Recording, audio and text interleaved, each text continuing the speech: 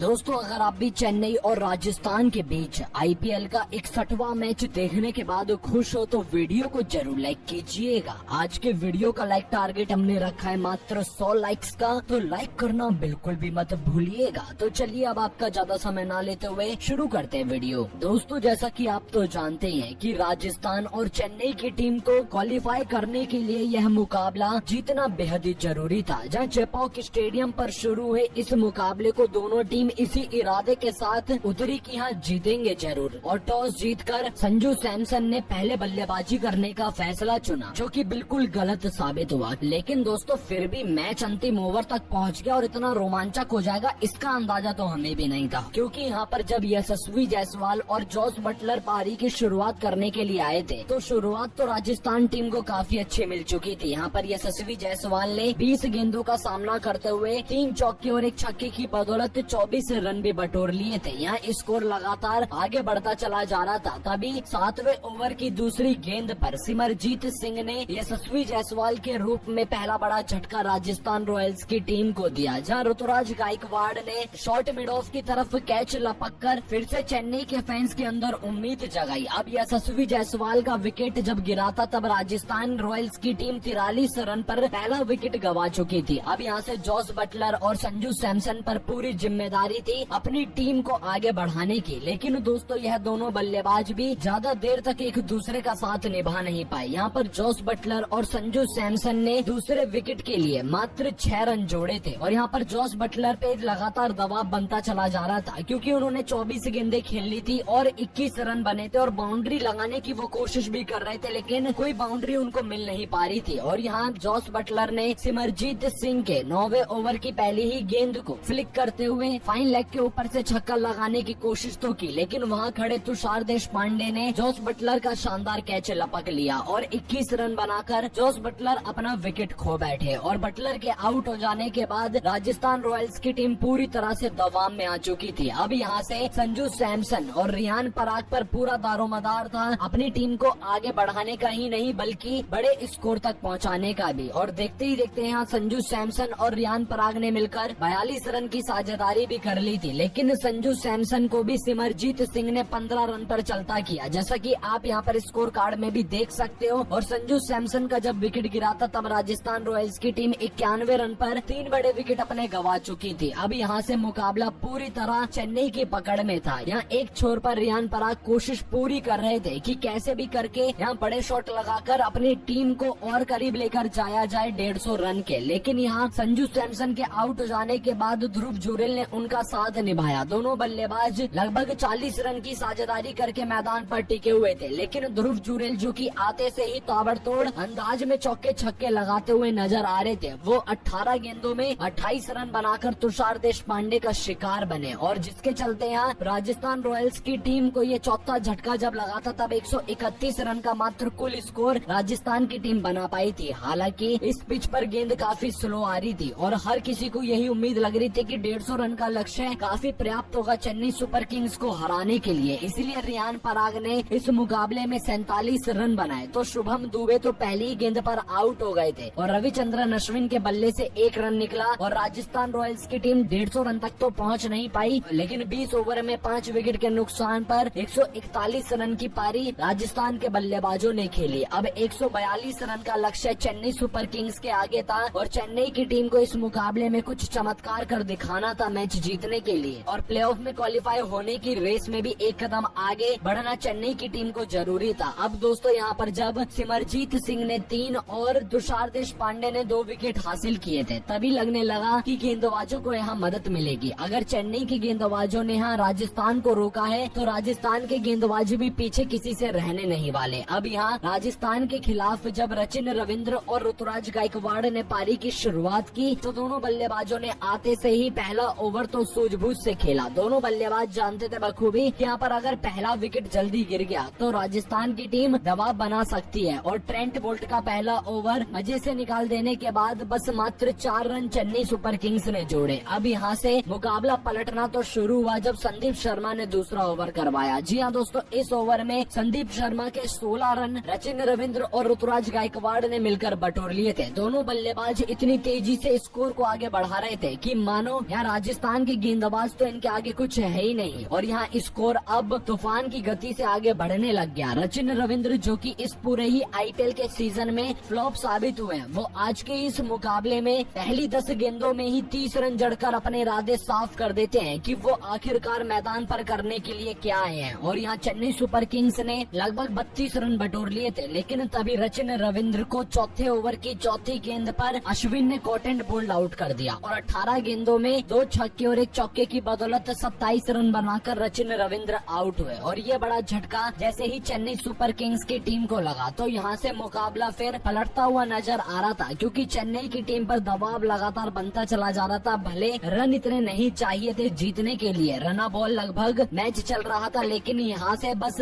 चेन्नई की टीम को काम ये करना था कि अपने विकेट बचा कर रखने थे। लेकिन यहाँ पर चेन्नई के बल्लेबाज इसी बात को समझने में काफी समय लगा देते हैं। दरअसल दोस्तों यहाँ पर जब ऋतुराज गायकवाड़ का अब साथ निभाने के लिए डेरिल मिचेल उतरे, जब डेरिल मिचेल और ऋतुराज ने मिलकर दूसरे विकेट के लिए मात्र 35 रन की साझेदारी की होती है। इस दौरान योगदान सबसे ज्यादा डेरिल मिचेल का था जिन्होंने 22 रन बनाए थे, तो वहीं ऋतुराज गायकवाड़ भी धीमे धीमे आगे बढ़ते रहे थे, लेकिन अपनी टीम के लिए उन्हें भी बड़े शॉट लगाकर मैच को करीब से करीब लेकर जाने की जरूरत थी। लेकिन यहाँ पर डेरिल मिचेल पर लगातार दबाव बनता चला जा रहा था, क्योंकि वही मैदान पर चौके छक्के जड़ रहे थे। और इसी दबाव का फायदा जब अपना पहला और पारी का 8वां ओवर करवाने के लिए युजवेंद्र चहल उतरे तो उन्होंने आते से ही डेरिल मिचेल को लेग ब्रेक गेंदबाजी करवाई और सीधा गेंद के आगे आकर खड़े हो गए डेरिल मिचेल और फिर एम्पायर से अपील के बाद उन्होंने आउट करार दिया। लेकिन डेरिल मिचेल ने इस निर्णय को सीधा पहुंचा दिया थर्ड एम्पायर के पास और जब थर्ड एम्पायर ने पाया कि डेरिल मिचेल गेंद के सामने थे तो यहाँ पर दूसरा बड़ा झटका चेन्नई की टीम को लगा और डेरिल मिचेल 13 गेंदों का सामना करते हुए 22 रन बनाकर आउट हुए। और डेरिल के आउट हो जाने के बाद फिर मैदान पर आए मोइन अली, जहाँ मोइन अली और ऋतुराज गायकवाड़ पर अब पूरा दारोमदार था अपनी टीम के लिए मैच को जिताने का, क्योंकि दोस्तों चेन्नई की टीम भले विकेट गंवा रही थी लेकिन लगातार आगे भी बढ़ती चली जा रही थी और रन गति रुकने का नाम नहीं ले रही थी। और राजस्थान टीम की सबसे बड़ी गलती यही रही, टारगेट उन्होंने इतना कम दिया था चेन्नई सुपर किंग्स के आगे कि यहाँ पर वो रन गति को रोक ही नहीं पा रहे थे। और मोइन अली यहाँ पर अच्छी बल्लेबाजी तो कर रहे होते हैं, लेकिन नांदरे बर्गर ने आवेश खान के हाथों उनको कैच आउट करवा के तीसरा झटका चेन्नई की टीम को 86 रन के कुल स्कोर पर दिया। और जब मोइन अली आउट हुए तो यहाँ से चेन्नई सुपर किंग्स और भी ज्यादा मजबूत हो गई, क्योंकि फिर मैदान पर ऋतुराज का साथ निभाने के लिए शुभम दुबे उतरे। और हालांकि अभी तो जडेजा, धोनी, शार्दुल ठाकुर का भी आना बाकी था, जो कि मैच को आसानी से जिताने का दम रखते और मैच अंतिम ओवर तक जा पहुंचा। और फिर तो अंत में तो वही टीम मैच जीती जिसने सबसे ज्यादा मेहनत इस मुकाबले में की, और वो है चेन्नई सुपर किंग्स की टीम जिसने यह मैच अपने नाम किया। बाकी दोस्तों अब आप सभी की क्या राय है चेन्नई सुपर किंग्स के इस मुकाबले में गेंदबाजी और बल्लेबाजी के प्रदर्शन को देखने के बाद, और आप उनको 10 में से कितने नंबर देना चाहोगे? अपनी राय हमें कमेंट करके जरूर बताइएगा।